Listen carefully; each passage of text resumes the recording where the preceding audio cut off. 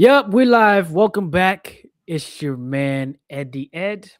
And of course, it is the one and only dialogue, folks. You're watching Holy Duo on YouTube. Make sure you smash the like button. If you're new to the channel and you're liking the content, subscribe. It is free. And liking the video is gonna help this get to more people, reach more people, get us in the algorithm. So do that. Right. That's the way that you can help us out. You Mm. know, that's all we ask. We got quite a interesting interesting topic slash video reaction we're gonna do. A lot of you guys know the Pivot podcast. You guys know Terrence Crawford. Terrence Crawford, the boxer. He goes on a Pivot podcast, and he has a conversation with the, with the guys over there. And there's some clip that's been going viral, um, about talking about money, right? And we're gonna get into the clip. I'm not gonna give it away here, but we're gonna get into that clip. I found that it was interesting because of a couple of things. I don't know where Terrence Crawford is, if he's walking with the Lord or not, but it's interesting to hear somebody in that profession speak like the way that he does. I'm assuming he's not a believer or not a follower of Christ. And if that's the case, to hear him speak the way that he speaks is very interesting because not a lot of people are like that, that are of the worldly mindset.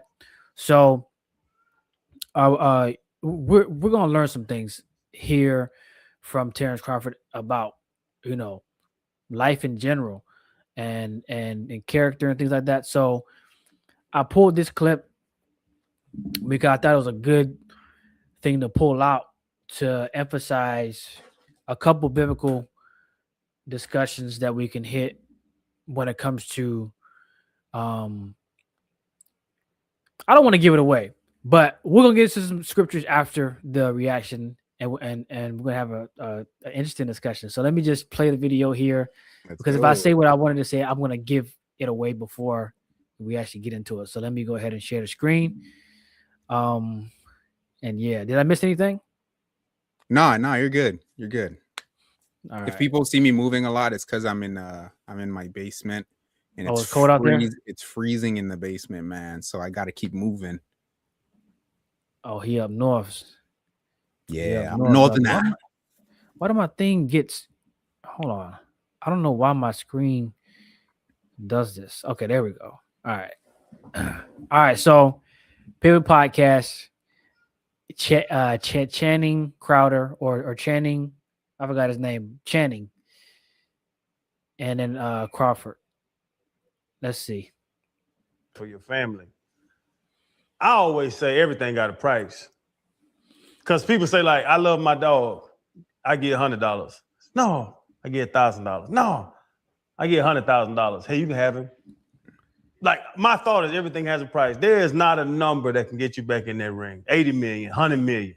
Nah, because now you selling your soul. $100 million, you can have my soul.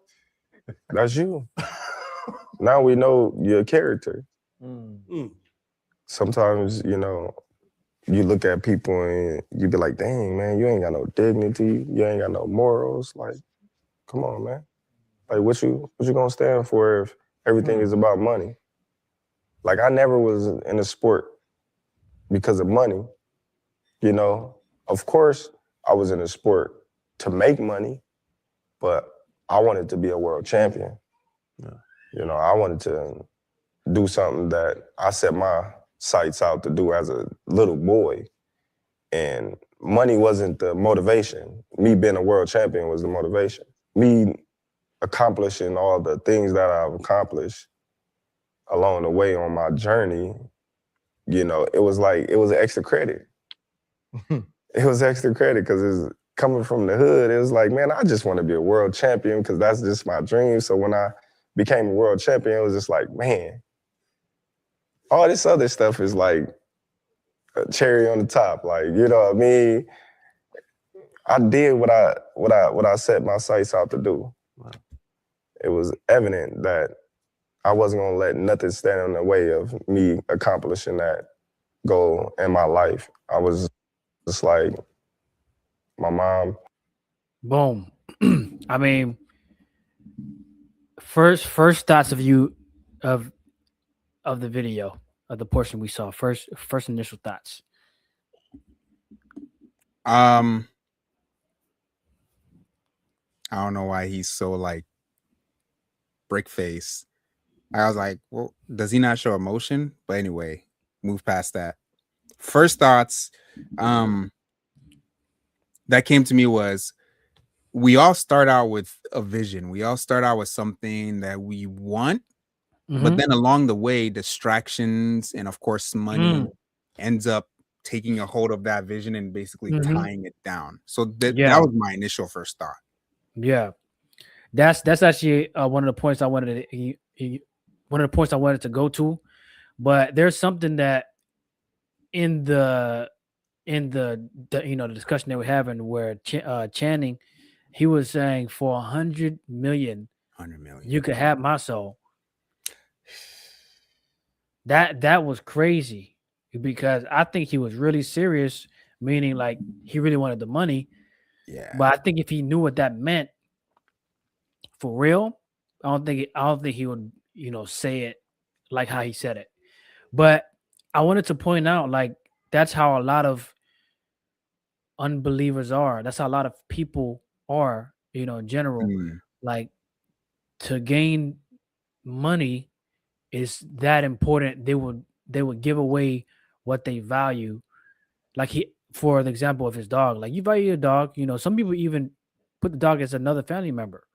That's how much, that's how valuable, the dog is. But easily he would trade what was for value for the money. And I've even heard some people say like, yeah, I would give my wife up for a night for money, all because they want the money and this, that, and the third. So and you heard how Crawford was talking. He was like, now we know your character.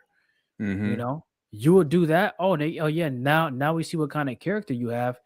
Like what levels you will go to just to obtain money and get money. And that's a great thing to point out, in general, because if you have values of some sort, there are things you're just not going to do no matter what the reward is. And if you compromise and if you can compromise anything for that's attached to a reward, then that tells us, the type of person that you are for real. And why I wanted to point that out is it relates a lot to what the Bible teaches, right?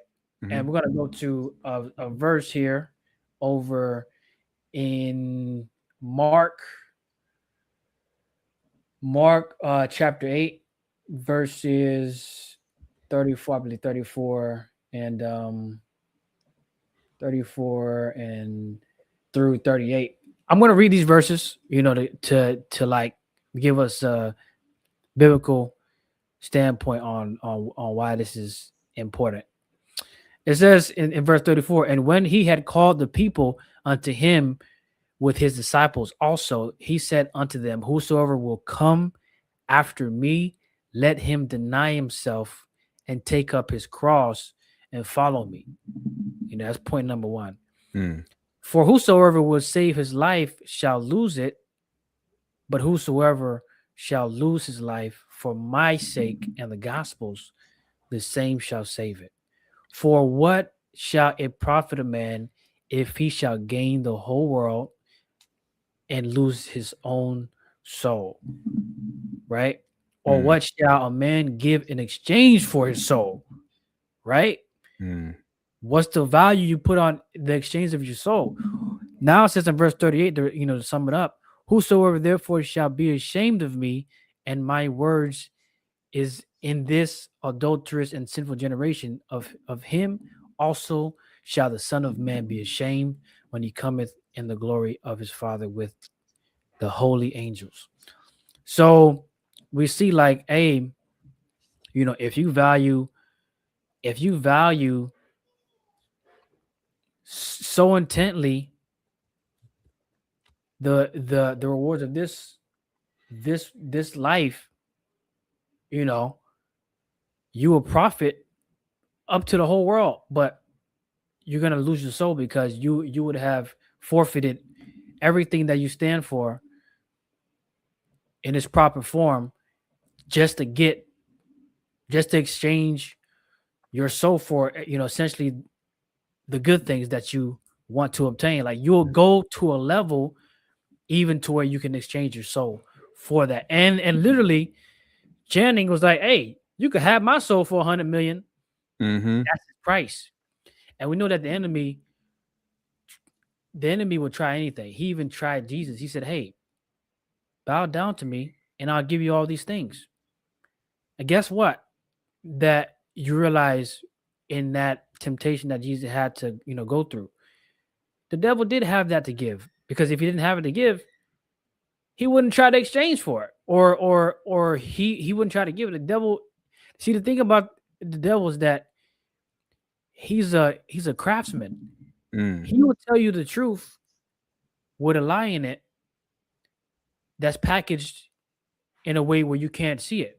So the devil also tells the truth, but guess what? It's always not for your good. It's always for him to gain and for you to lose. So with that in mind, when he offered Christ to bow down to him and that he'll give him everything, he was trying to exchange Jesus' position so that he can take Jesus' position and that Jesus could take his position, which is being over this, being the prince of the power of the air. And that's a deep cut that I didn't really work myself up or I didn't really, pan out for you guys. But the point is that it'll always be to your downfall when the enemy is trying to offer you something. And a lot of people exchange their souls, right? Offer up what they stand for, offer up their values in themselves for fame and all the extra thing that we can cut into. But we have to understand, like, this is not going to give us in the end what we actually want.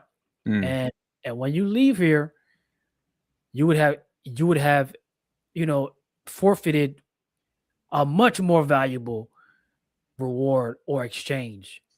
Basically I'm saying you exchange something that's so valuable that it lives in eternity. And now when you go to eternity, whatever you exchanged, that's what you're gonna have in eternity. So if you exchange, and this is how it said in the scripture, if you want to lose your life to gain it, meaning if you want to deny all the sinful stuff that you naturally want to do and follow Christ, if you want to lose that and gain a life with Christ, you would have actually gained your life, because not even in this life, but in the one to come that's eternal, you will be with him forever and not in eternal damnation. I'm kind of even swiveling from where I'm trying to go, but my mic.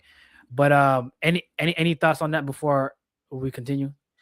The thing that kept coming up in my mind was a lot of people say soul, and some time ago I was looking a little bit into what a soul is, and I stand corrected. I could be wrong. I could need refinement on what this actually means. But what I came to understand was your soul means this.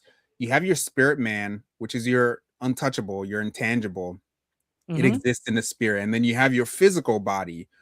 Your soul is where the two come together to exist, right? So your physical and your spiritual, they come together, you form thought. Your thought, your ability to express in this world, is neither physical nor spiritual. It's like a median. It's like a center thing where things are processed and then come forth. So for example, that's how someone can be possessed by a demon and manifest it in reality. There's a median where the soul is expressing from the influence of the spiritual and the expression of the physical. So like your soul's like this medium center that like things are happening. So when you pass away, when you die in real life, in the physical, you lose the ability to have a soul. Now you're just spirit instead of physical and spiritual together. So like the soul's really deep. And essentially, when people are saying you sell your soul, you sold your soul, you're basically saying the ability for you to think and express in reality is captured or has been bought by someone. So, if, for example, if you sold your soul to Nike for the rest of your life, Nike now has the rights to how you express yourself and essentially how you think about yourself. So this dude is saying, yeah, I would sell my soul for $100 million. The Now you catch just lost it. is, huh? I said, yeah. Now you just lost it. You just lost the ability to live the life you want.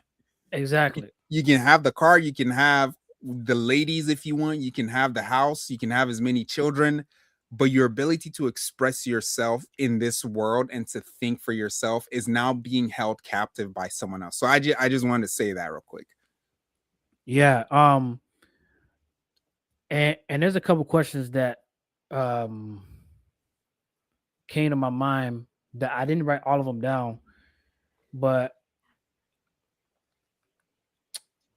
to something you said earlier on the first initial thoughts, can you remind me of that again?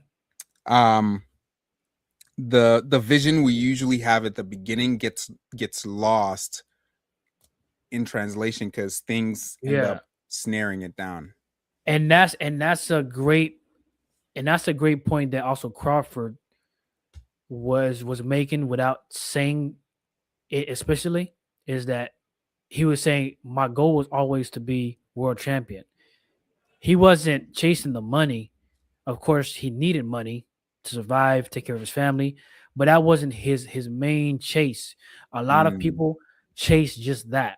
And even the goal, chasing the goal, you know, could be in a healthy way as well. You know, we know that you could be obsessed to the point where now you're not taking care of what you need to take care of outside of that. So that can also be unhealthy. But the point is, I want to bring out here is I'm trying to reflect this to our walk with Christ, right? I press toward the mark of the call of Christ. I press, yeah. You remember the verse that I'm trying to reference here, right? But yeah, I press toward the mark of the high calling of the Lord Jesus Christ. I can't remember the exact version, but I could pull it up. But we are doing that. We're pressing toward that goal, you know, that Christ sets before us, right? Mm-hmm. And what He has for us here to do, you know, on earth, you know, which is how to live and what our purpose individually is to add to the kingdom for the gospel's sake, right?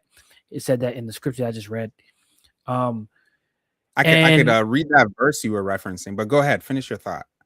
And what happens? The enemy is waiting for us with distractions, or there are natural distractions that we even have within ourselves, aka you know, simple desires that would also would come in the way to press us down from reaching the mark, from reaching the goal on the goal on where we're trying to, I guess, go from glory to glory to like advance in the kingdom, advance to where the Lord, you know, has for us, or to what the Lord has for us to do. And that's a very real thing in this walk with Christ, because we know the cares of life, you know, is here. There are things that we need to handle you know, in different roles, as parents, as husbands, as this, as that. And they all could have an effect to weigh us down, you know, on top of our own selfish, sinful desires that we have to battle as well. And I thought that was interesting when he was saying, like, hey, you know, I had this goal and all these things weren't my intentions, but they came with it. But, you know, I was always focused on the goal. And I wanted to just say, how many times have we had this type of distraction, or have somebody had this type of distraction where they've allowed someone in their life to, or society, to allow that or them to change their mind or influence their mind to not pursue or not continue on what they had as a goal that they wanted to reach. Because we know that it matters who you have around you, and it matters what you watch and what you allow to take in. Mm-hmm. And I just wanted to ask that question, like, how many people have allowed someone or society to affect their lives in that way? Mm-hmm. Because as we were growing up ourselves, people told us that we couldn't do something for whatever reason. And did we let that sink in our mind? And did we believe what they say? Or did we say to ourselves, no, I rebuke that, or I reject that? Like, that's a serious thing that can affect our lives if we allow that to take place, and if we believe it. What are you gonna say? You have something? Yeah, I was gonna read the verse that you were talking about, Philippians 3:14, right? yeah, 3:14. And it's very interesting here, because at 3 verse 6 he said, concerning zeal, persecuting the church, touching the righteous which is in the law, blameless. But what things were gained to me, those I counted loss for Christ. So the vision that we're supposed to have first and foremost as Christians is to be kingdom and Christ centered. And you'll find that when you're centered on Christ, you might not really care that much for like a really nice car or a really nice house. You care more so for the vision that God has placed in your heart, or the vision that you find is pleasing to Christ. So at 14, when he says, I press toward the mark for the prize of the high calling of God in Christ Jesus. Well, does that look like $100 million? It probably wouldn't. If you're a Christian, it probably wouldn't. Christians would say, well, I could take that 100 million and do a lot with it. But you forget, you sell your soul for $100 million. Will you get to use that $100 million for Christ-centered things? Or the person that gives you that $100 million will say, yeah, I don't want you to use it for that. Don't use it for that. I don't like that stuff. It comes with a price, and people just think I can just get whatever I want and there's nothing attached. There's always something attached to the things that you want. You just have to make sure that the price you're going to pay is worth it. That's all. Yeah. And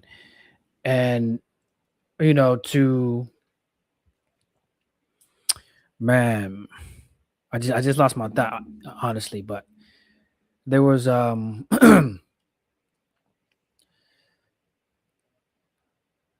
where was I going? It's very interesting to think about, because there's always the the verse that talks about going from glory to glory. I think that has more connection in this aspect in your life, in your walk with Christ. I think this is more so emphasizing, being fully equipped for every good work. You know what I mean? I think this is, because in I believe, am I thinking about it? Is it in Timothy as well? Wait, hold on. What's the reference we just did? Philippians 3. Philippians 3. Okay. Yeah. Okay. I'm thinking. I think the verse I'm thinking about is in Timothy, but it does talk about, I believe, in Timothy, of how we. I just forgot the verse. I just forgot the verse, but I just forgot it. I don't want to like just look into space and then waste time. But yeah, it's definitely, to emphasize being equipped for the kingdom, for the gospel's sake, and that is not necessarily, tangibles. And what I'm not saying is like it's bad to have nice things or anything like that, but I'm just emphasizing, like, for us to be equipped to, for the gospel's sake is the emphasis I think is trying to pull out here, because I'm having a lot of brain farts today. I'm having a lot of brain farts. Smell it. But yeah, man. Terrace Crawford speaking this way to me was a little bit surprising, because I don't, at least he hasn't said it on TV or on any interview that he's a follower of Christ. He might be. I don't know. I haven't heard him profess it, so I can't confirm that he is. But this is one of them talking points where there's some wisdom behind it, and he definitely got this from somewhere. Either somebody older than him shared this wisdom, or he didn't get it from himself. I don't think Mm. he got it from somewhere. Like Mhm. this isn't the type of mind that people just get Yeah. by the world. You like somebody with wisdom, specifically I believe from the word of God has to bring this out for somebody to take, because Yeah. like how we know principles work for anybody. You just got to know how to use them. True. And I guess I don't understand because what and this is where he would have to expound on it, because how is it that you wanted to become world champion in your weight class and you did it, and you're the champion? In my mind, it's like once you become champion, now the possibility to make a bunch of money from the sport opens up to you. So it doesn't sound like it's a bad thing to say I did the championship and these opportunities to make a lot of money because I became a champion would go against my goal of becoming a champion. Like, usually maybe people don't usually say I want to become a champion so I can have opportunities, but like when you become a champion, opportunities open up. So when that opportunity opens up, how is it now then that opportunity goes against your initial vision of wanting to become a champion? That part I Yeah, don't understand. yeah. So listening to a little bit more of the interview, I kind of understood a little bit. So what he was saying is that there's a couple of things. To get to this level, you take a lot of beating. You go through a lot of sparring, do a lot of exercise, a lot of sore days. Like a lot of beating comes with it. So he mentioned that as like, it takes a toll on you. It takes a toll on your body. So you don't want to go through it no more. That's one of the things that physically is draining, and you got to be mentally strong to get through it. So that's understandable. As someone that has trained at a lower level, but has gone through sports and stuff, we both know like sore days and Oh going through yeah. the workouts Little are tough. injuries. Yeah. Little injuries. So like doing that back to back and back to back and just keep on going is at a certain point you want to get out while you're not beat up. Yeah. Like while you can still walk out. You know what I mean? So that's one of the points that he made. If you listen to more of the interview, he's like, "Hey, I want to get out of this with still more oomph and strength, so I can give it to my kids, so I can give it to put it in other areas of my life, and not get be like a Muhammad Ali, where he's like he's broken. You know what I mean? Took so much damage, he's damaged walking out of the sport." Yeah. And it's not rewarding. Like they don't reward you for getting damaged. True. You got to handle that. There is no trophy for being the most damaged boxer. Yeah. That is true. Nobody. You the reward is to get out with the money and still be functioning. You know what I mean? That's the reward, but they don't reward you. You have to make sure that happens for yourself by making the right moves and surviving. So that was one of the points he made. And then another point is that he already achieved the world title, and that's what he felt what it's like to be at the top. And there's no from his perspective, he said, there's nowhere there's nowhere else to go. Like he's at the top. Yeah. You know what I mean? So at this point, that was his goal, to be world champion. He met it, and he wants to walk out with his fully functioning faculties.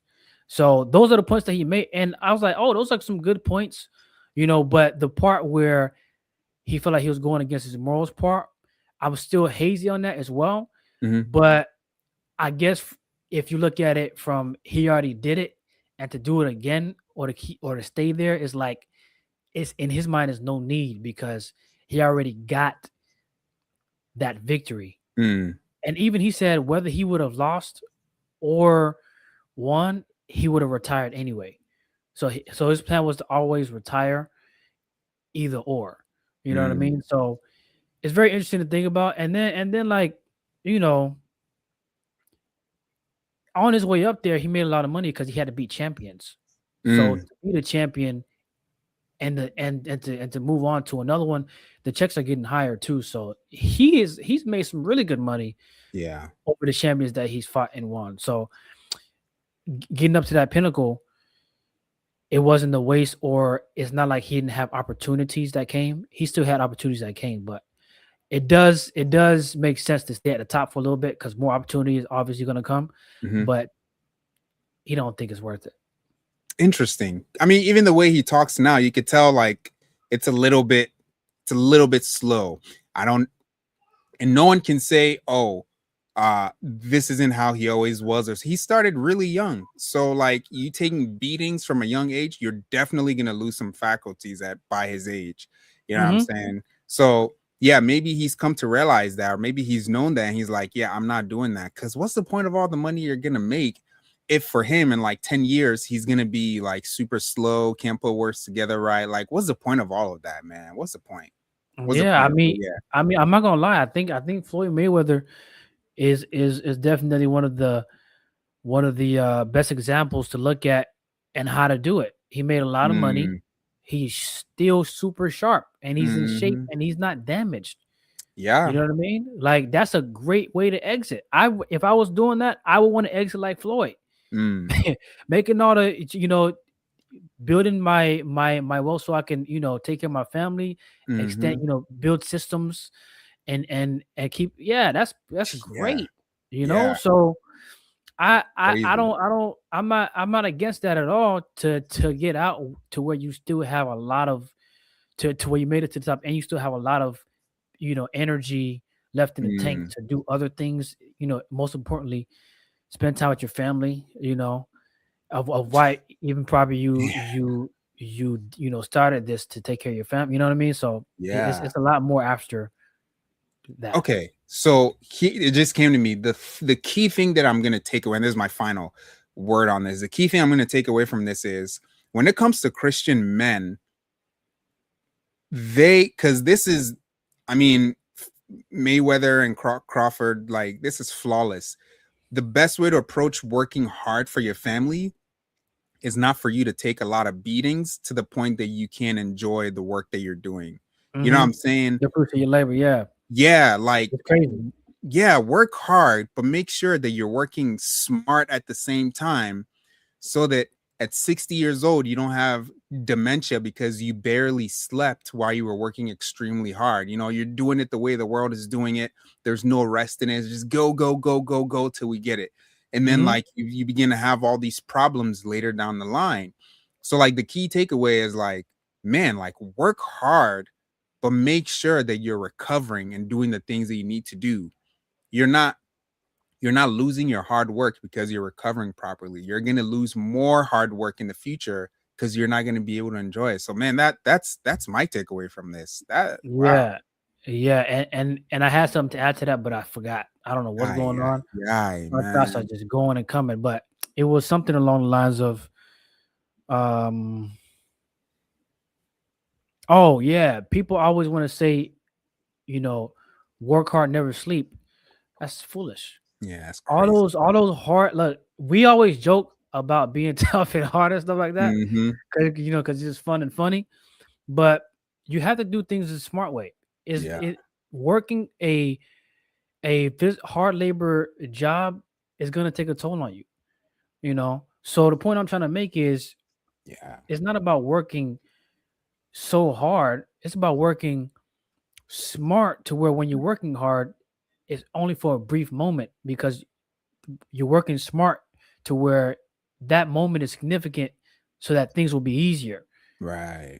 It doesn't make sense to work hard and never get better or never advance. That's why technology and that's why society is better because we worked hard at a certain level what we had, but then when you build on that, it's supposed to get easier. If you're Exactly. building and it's getting harder and harder to where like you can't to where your energy is drained, you're not doing something right. Yeah. We're supposed to build to where it's easier. Now we Mm, don't have to do all this extra going to the lake to get water because now we build a system the water can flow through now. Now right. I'm gonna walk the miles. Okay, I built a system to where the water can flow now. Now I have a system where I could just tap something and the water just, you know what I mean? Like we're supposed to be advancing, but put in the hard work so that the advancement gives us an advantage. And now we don't have to spend time away doing it because we've made it more efficient and it's smarter. It's working for us. You see what I'm saying?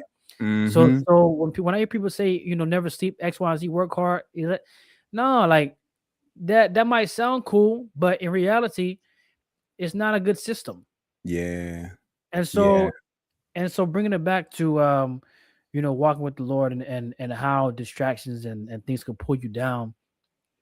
You know, when we are in this walk, you know, with Christ, we have to understand that we also should build systems that'll help us be successful in our in our in our personal, you know, sinful habits. There ought to be some system in there that we can use that'll make fighting our personal sins that are attractive to us easier to fight off, you know. So that you using that principle, you can apply it in your life in that area, in this area, and that's what we ought to do so that we can go from glory to glory, so that we can be better equipped, so that we can be, you know, this person that the Lord, you know, wants us to be. But because of the distraction and because of the enemy's influence, if we allow that to take precedent, we're gonna be slow to advance, you know. So that's what I wanted to conclude with that. Don't sell out and try to get it the easy way, because the easy way is never meant to last long. The easy way is never meant for your success in the future overall. The enemy is always going to offer you something that is attractive, but you're going to find out at some point in time it was always for your destruction. And Crawford definitely pointed it out, whether he knew it or not. Showing your character in that light of selling your soul tells us about your character. True. And that matters when you look at life. So that's all I got for you guys. I knew I had a lot of brain farts, but definitely drop your thoughts in the comments. Let us know what you thought about anything that we said. Whether you disagree or agree, or something that we said that was kind of strange that, you know, to you. If you want to ask us a question, drop it in the comments below. Let us know. Anything else you got, D? Nah, man, you nailed it. All right, hey, we're out. It's your man Eddie Ed. It's Dialogue, folks. And we're only holy because he is. And remember, faith don't come expensive. It's free. Peace. Peace.